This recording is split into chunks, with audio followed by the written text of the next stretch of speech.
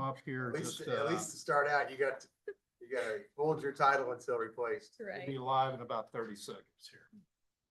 The last meeting was in 2024. I think I don't have those minutes. No, I'm sorry. It had to do with the, We're not making enough visits here, so we need to come back more often. Oh, yeah. We're not live. Okay. Are you? All right, How are you? Angie and Alex, that's great, okay. Fresh off the highway. That's right. Um, Up the top of South Street. That's even better. Yeah.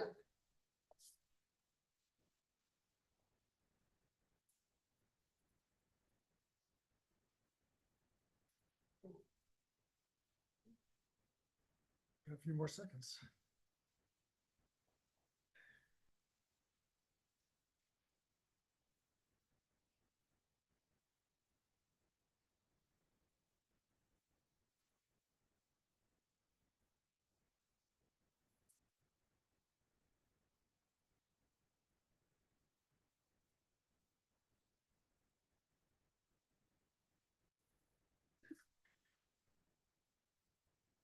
Okay, it's 3:00. We will call to order the Huntingburg Economic Development Commission meeting. Roll call. Kurt, Here. Reed, Here. Eric, Here, John, absent, and I'm here.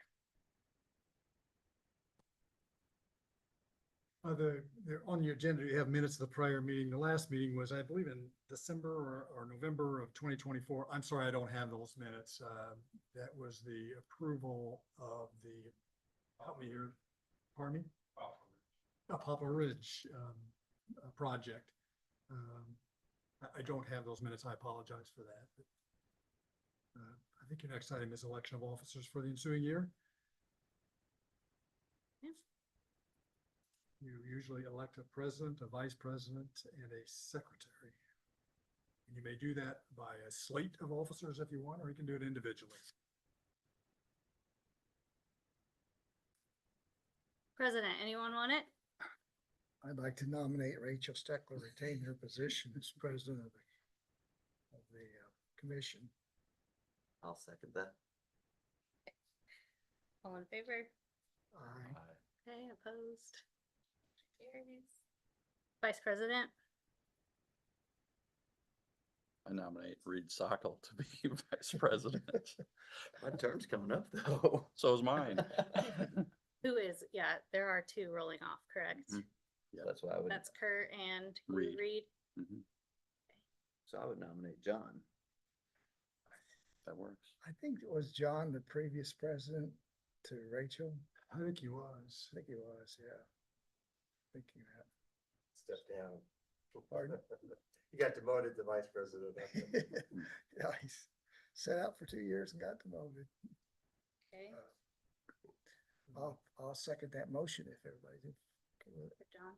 John? Okay, With all it. in favor? Aye. Opposed? Motion carries. And Secretary.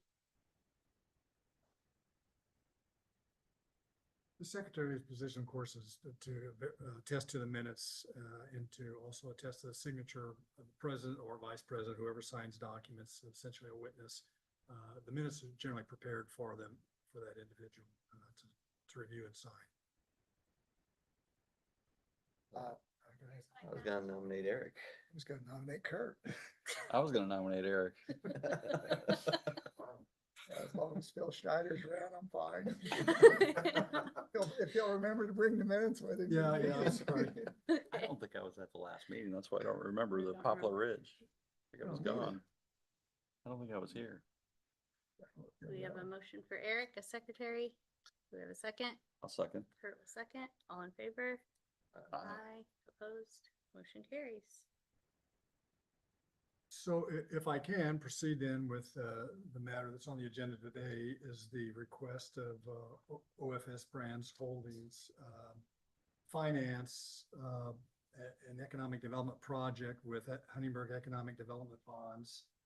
They would like to construct facilities and acquire equipment in the Industrial Park West EDA.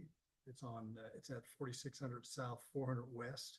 It includes the acquisition and installation of manufacturing and processing equipment, the construction or of new or expansion of existing manufacturing and processing buildings. They anticipate 20 new jobs within 2 years, I believe. And the estimated payroll of that project would be about $1.5 million a year. They are requesting the issuance of up to $4.5 million of economic development bonds to apply to the cost of the project. The proposed bonds would be for a term of 25 years. The Huntingburg Redevelopment Commission had met earlier last week, I believe it was, but they adopted a resolution pledging 90% of the tax incremental revenue from the allocation district to the repayment of the bonds. The Redevelopment Commission earlier had created a new allocation area in the Industrial Park West, known as the 2026 allocation area. And it's solely the area where this project will take place until 90% of the increment will be pledged to repay these bonds. If the TIF revenue isn't sufficient, the bondholder will make up the difference, and it is anticipated that OFS will purchase the bonds, and therefore, if the TIF revenue isn't sufficient, they will either lose on that payment or they will make up the payment.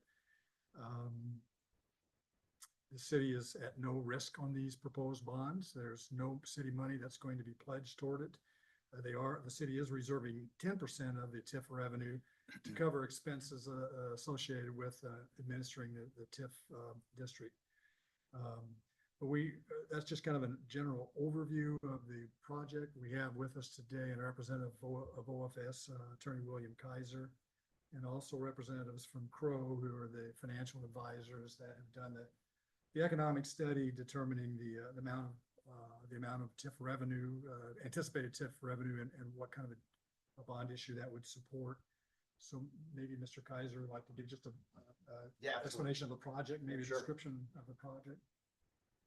Good afternoon, Bill Kaiser on behalf of OFS Brands. So OFS is in the fortunate position that it needs to continue to increase its manufacturing capacity here in the city of Huntingburg. Several years ago at Plant 18, which is adjacent to where this expansion will occur, it invested significant money, over $25 million in machinery and equipment in order to automate its processing facilities. That facility is now continuing to ramp up increasingly the production it's making.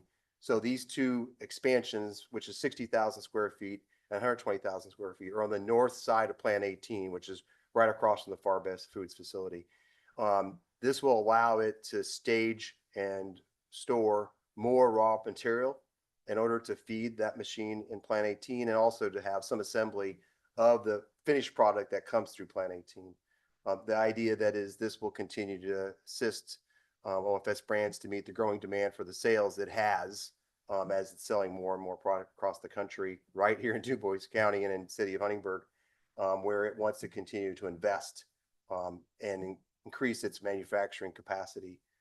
This is planned out as part of some other expansions, things that are happening through other facilities in order to continue to make certain the investment also made recently in Plant 10, which is its central warehousing facility. It is a hub and spoke kind of piece. That is, the central warehouse is where most of the raw material is stored.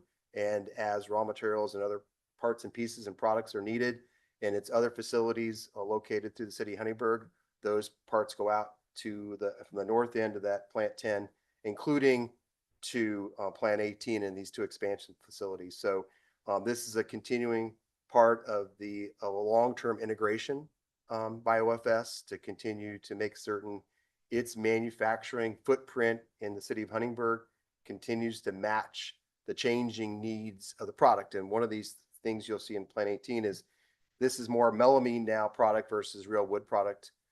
It's more durable. It's in higher demand. It meets the cross supply of the products from healthcare, open space, public spaces, and private office. So this is an opportunity for OFS to kind of be the furniture facility of the future.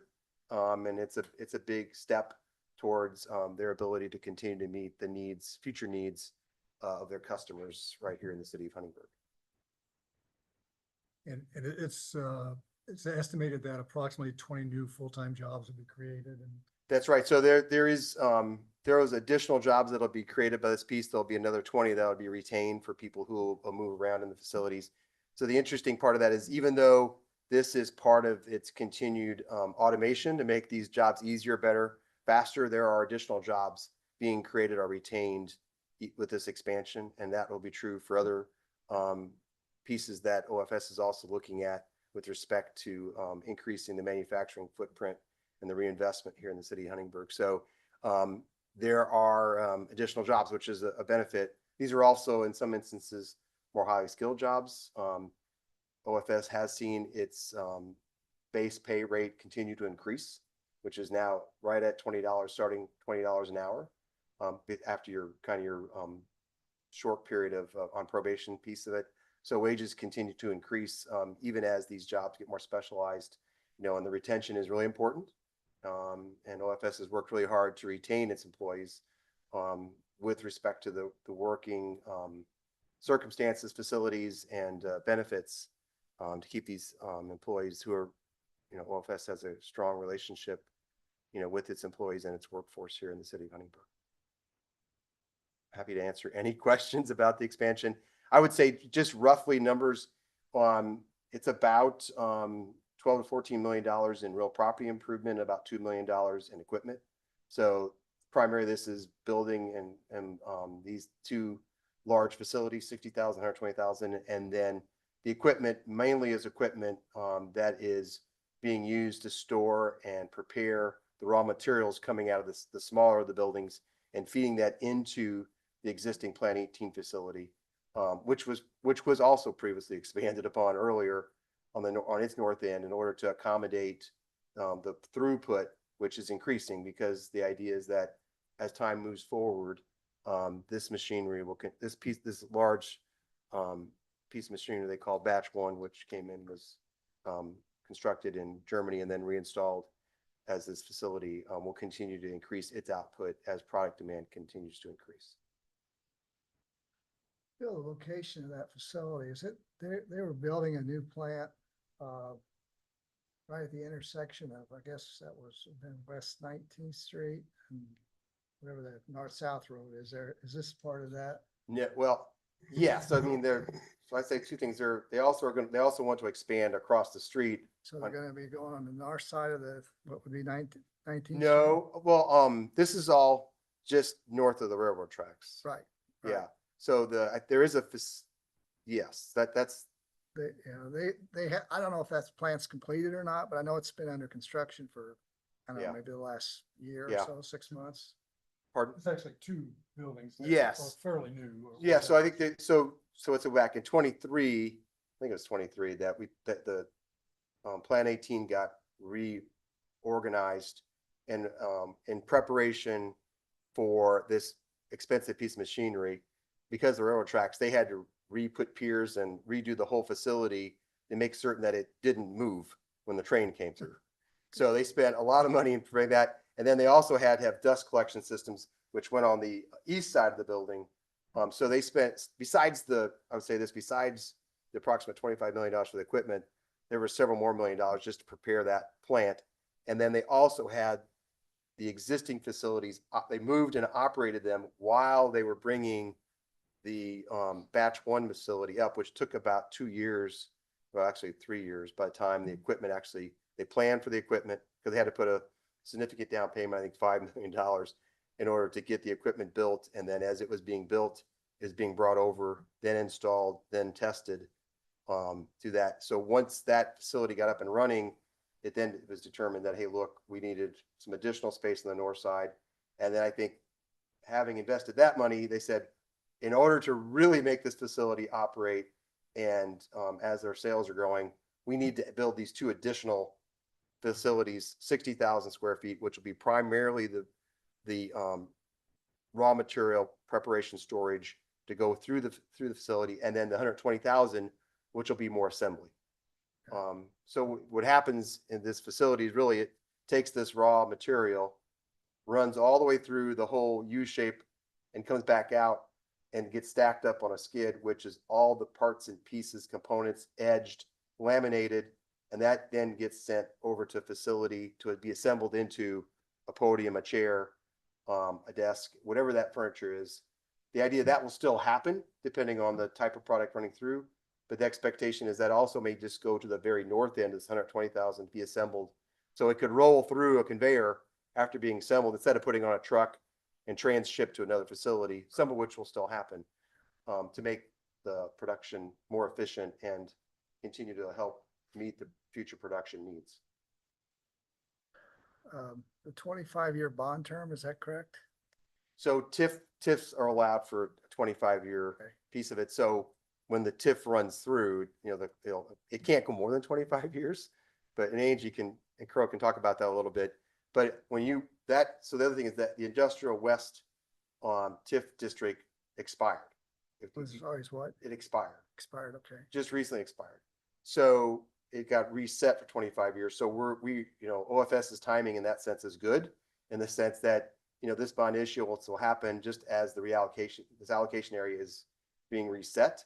So we'll see this. The other thing could happen, and that is we could come back and expand again, and hopefully OFS continues to grow, and it may come back and ask, depending upon the amount of money being spent. There are there's a lot of investment that OFS is making, through its manufacturing facilities, that it's not coming and asking for TIF. But given the significance of this investment, it is asking for TIF.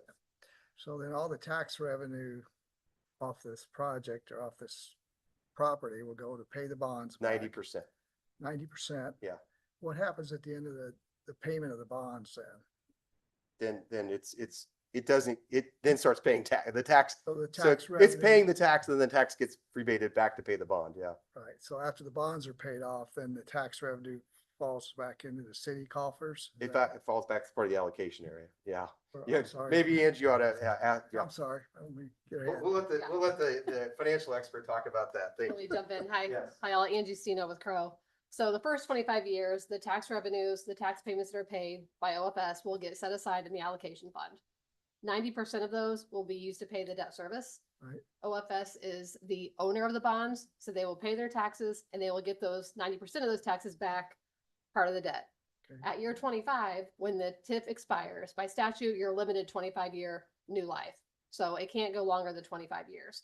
At that point, all the assessed value, all the value of that property, the taxes from those will then be distributed and shared amongst all the taxing units. So that's the city, that's the county, the school, the library. So it becomes a normal. Kind of like normal. transaction every- Yep. Okay. And just as a reminder too, to keep in mind too, like during this period for TIF, the school's referendum fund is outside of that. So they will continue to collect 100% of those referendum dollars. So I think that's important to note as well, that they will continue to collect all the dollars from the referendum fund that was approved by voters in the school corporation's taxing district. Those don't get TIFed, is what That's we're saying, correct. Yep. The referendum bond. And also, I think just a big picture piece of it, what Crow has identified that this is a bond not to exceed $4.5 million. OFS is putting, $12 or $14 million. Right. So its ability to recover costs through tax, is pretty, Mhm. a third, or maybe of the total amount that it's piece of it. And part of that question is that even though you spend that amount of money, what the assessment turns out to be will be what the city or the county ends up assessing that improvement for, which generally is not the amount of money that you actually expended to build the Mhm. facility. It generally Right. gets assessed at something less. And so that's why Crow comes in and makes this reasonable, plausible, practical assessment of what a appropriately sized bond would look. Okay. I didn't take the thunder there. Did a great I job. think earlier, you were all emailed Crow's report, and Angie may go through that with you or explain that. Yeah, so if everyone does have that handy in front of them, this is really did you all get that? No.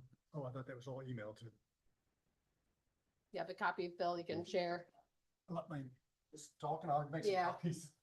So what Phil's gonna pass out is really just our estimated amortization schedule. So our process really begins with taking inputs and investment information from OFS.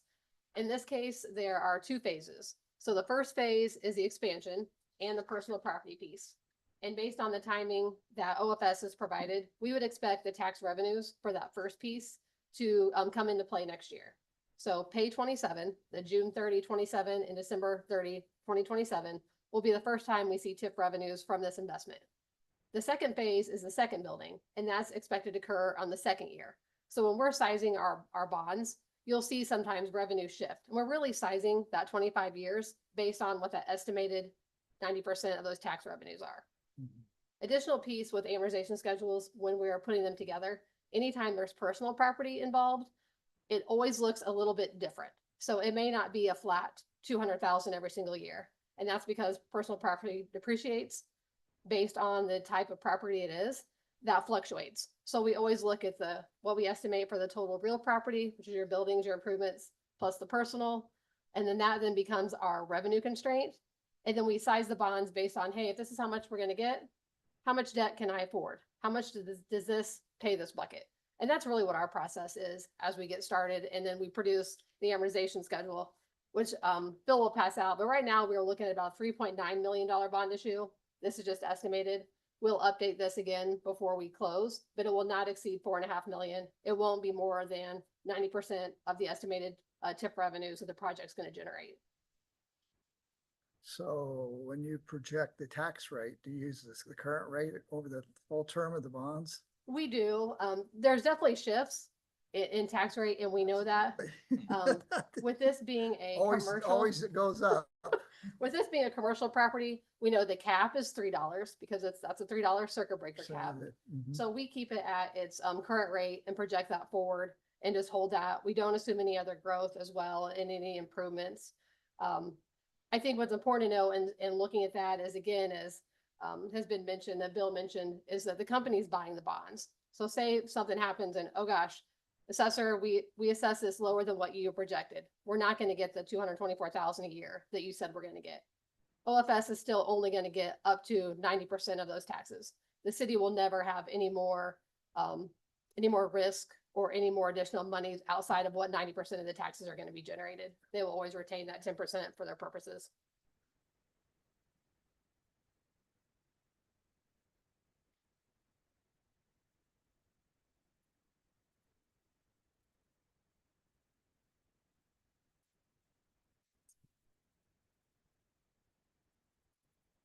Any other questions as you may have? I might just wait here until they come back in case you want to look at it. Yeah, But really, that's our approach. So, and we'll finalize it and size it within the parameters that are approved by the authorizing bodies.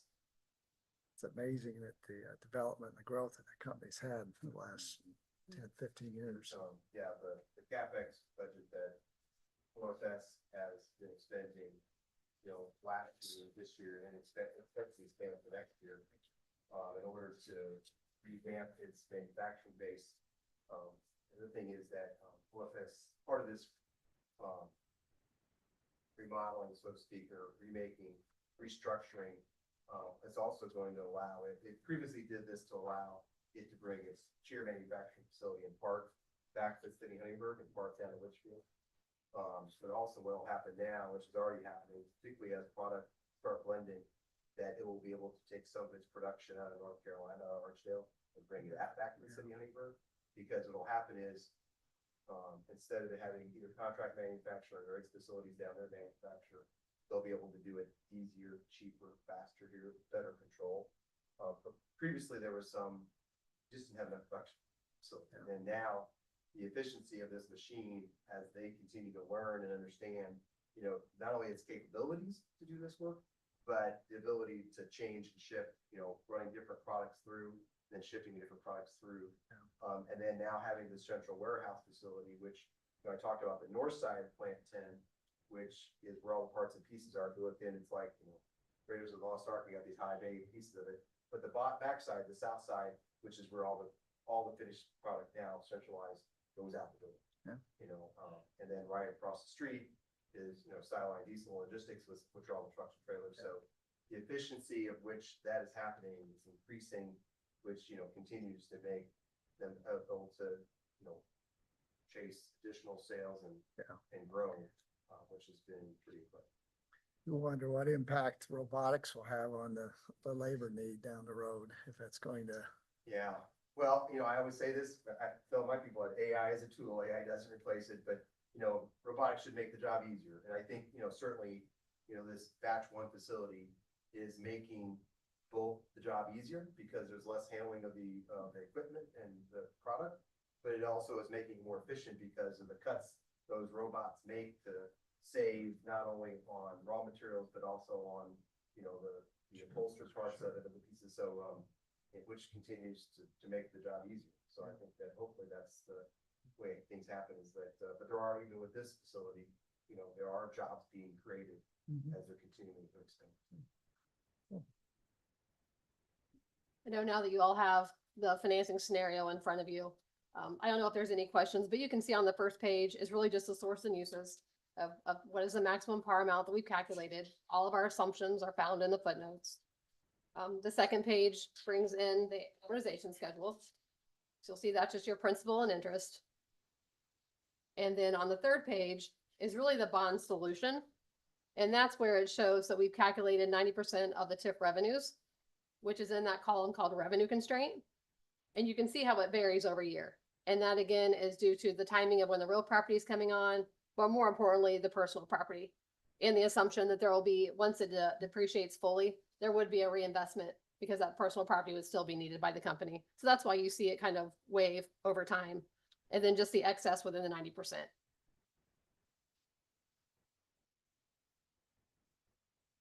In the mechanics, the OFS would enter into a bond purchase agreement where they would agree to purchase the bonds that if they are issued if they're recommended by this commission and approved by the council, OFS would buy those. The city would contract with Old National Wealth as trustee to be a trustee of the proceeds of the bonds. So the proceeds of the bonds would then be expended on the project, and the city would pay its TIF revenue from this district to the trustee, who would then apply them to the bond payments. And if the TIF revenue isn't sufficient, OFS just doesn't collect it. They have to pay their bills without TIF money.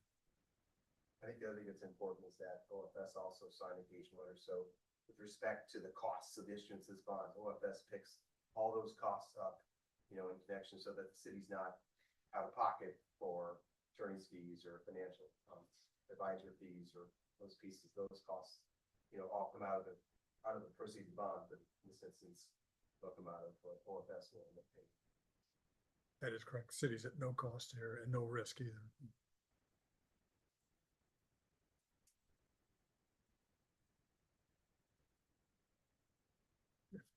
So before we have the public hearing and hear the public clamor that's out there, there should have been emailed to you, and I apologize. This project report that you should consider approving, just pass it down. It's essentially a brief synopsis of what Mr. Kaiser just presented to you. It describes in very brief fashion the proposed project, the location, the proposal to issue to fund the project with up to $4.5 million of economic development bonds.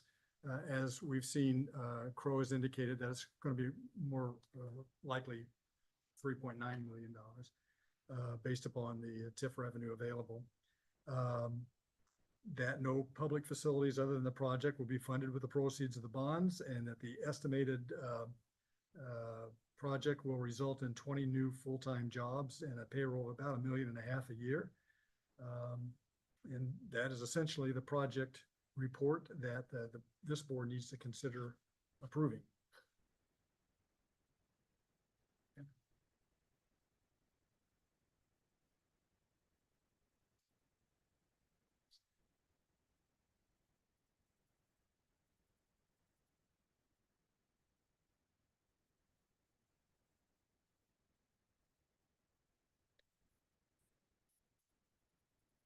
Everybody have a chance to read it? Yeah. Do I have a motion to approve the project report? If I'm able, I'll make the motion. We approve the project Okay. report as presented. Eric, in a second. Second. Kurt second, all in favor? Aye. Opposed, motion carries. I'm just gonna give you one copy. Rachel to sign and where's the second thing? Yeah. Eric. Okay. Mr. Ellender is honored. You did it based on your reputation, though. He said as long as you're around, he'll be secretary. Maybe that's a guarantee that I'll live another year. I'll be employed another year. It seems a little remote, or unimportant, but the board also needs to, commission also needs to authorize me to share this report with the plan commission. Again, just a motion in the minutes authorizing the filing of this report with the plan commission. Okay, I'll make a motion to. I'll second it. Eric second, all in favor? Aye. Opposed, motion carries. And then this is the time and date that has been advertised for a public hearing on the proposed issuance of economic development bonds. I'm just going to, this is proof of publication. We don't actually have the publisher's affidavit yet. Now that the newspapers are no longer as popular as they used to be, it takes forever to get a publisher's affidavit, but we've got a tear sheet, the actual page from the newspaper, and I'll introduce that into the minutes of the meeting to show that this public hearing has been advertised, duly advertised on June 30 edition of the Herald. And Ms. Chairman, you may open the meeting now for public comment. Okay, we'll open the meeting at 3:30 PM. Do we have any public comment? I'll make public comment.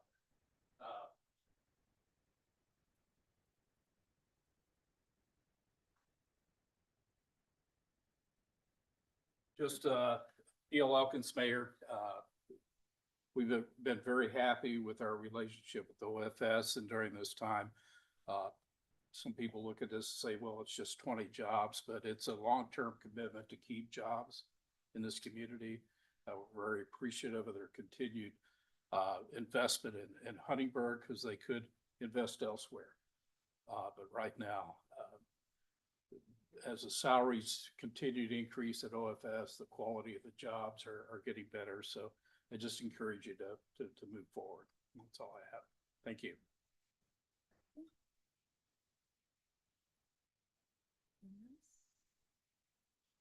Nope. Okay, Motion to, may entertain a motion to close the hearing. I'll make a motion, we adjourn the hearing. I'll second. Kurt second, all in favor? Aye. Opposed? And the next item that you need to approve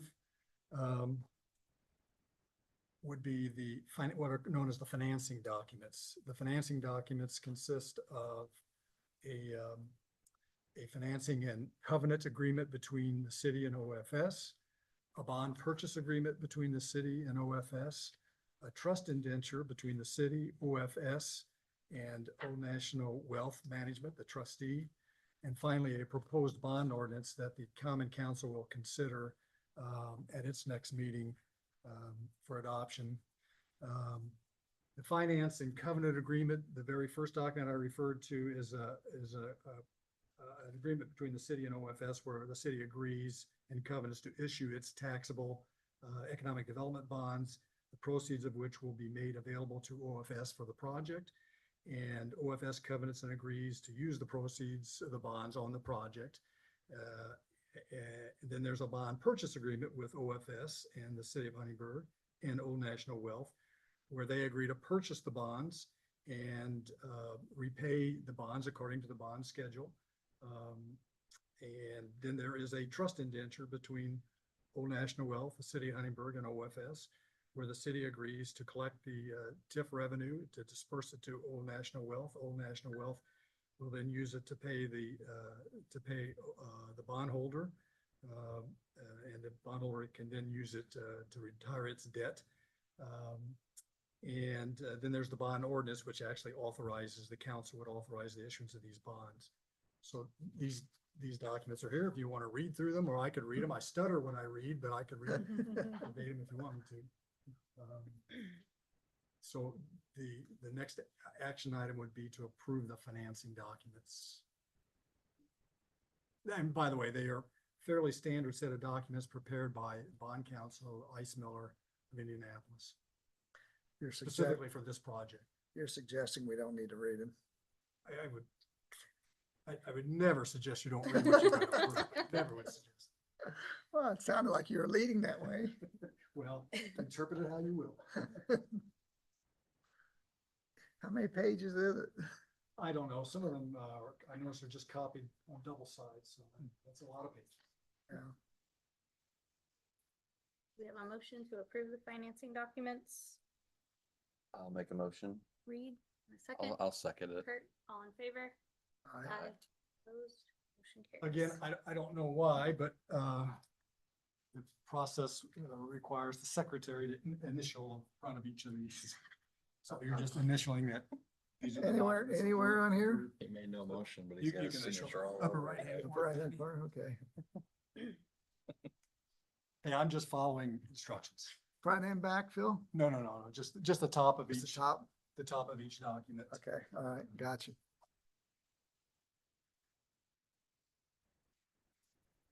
You can take that. That's it. That's in the ways. Is there more than just that one? No, that's all. And then there's just. Thank you. Now you know why they nominated you to be the Yeah. secretary. Yeah, that's, you know, that one. And then finally, you have, do they have the resolution there? Mayor, did they get the resolution? Believe so. Yes. Okay, you have the resolution. You're asked to consider adopting a resolution. It will be Economic Development Resolution number 1. It does several things. First of all, it makes a finding that the project will benefit the health and welfare of the citizens of Huntingburg, that it promotes economic development and job opportunities and job diversification. It is in the public interest to finance this project for those purposes. It recommends the issuance of up to $4.5 million in economic development bonds. And you're making a finding that there has been presented at today's hearing no evidence of an adverse impact of any competitors of OFS existing in the community. And it also approves the substantially in the substantially final form, the documents, the financing documents that I described earlier. That would be the finance and covenant agreement, the bond purchase agreement, the trust indenture, and the bond ordinance. So that's what the resolution does. Do we have a motion to adopt resolution number EDC 2026-01? I'll make a motion that we approve the Second. resolution. I'll second it. Reed, all in favor? Aye. Opposed? Motion carries. And then I need signatures on it.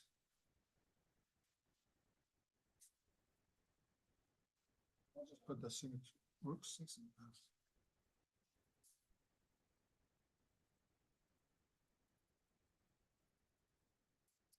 Yeah, I'll put the signature page on the front.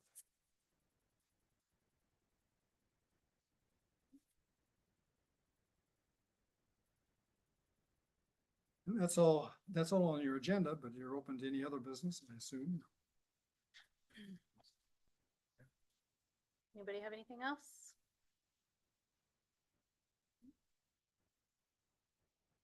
No?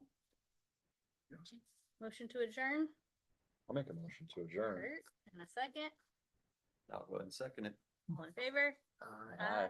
Opposed? Motion, or meeting is adjourned. Thank you. Thanks for coming. Thank you. Thank all of you for taking time today. Sorry. Somebody says something silly.